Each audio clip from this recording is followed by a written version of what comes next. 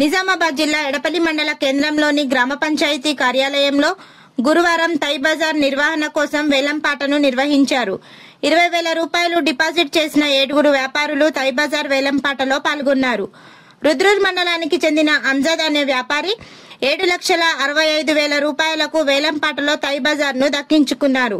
గత సంవత్సరం 4,40,000 రూపాయలకు తై బజార్ వేలంపాట పలకగా ఈసారి అదనపు ఆదాయం సమకూరింది.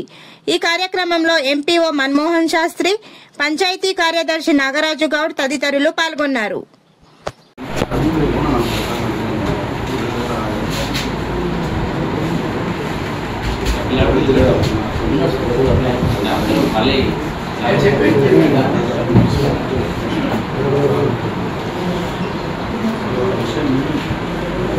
$7,65,000 రెండోసారి అవుతుంది.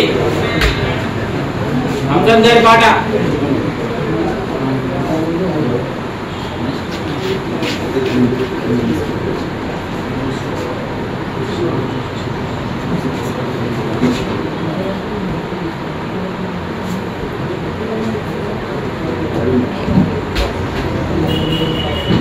$7,65,000 చేబాబు అంజద్ గారికి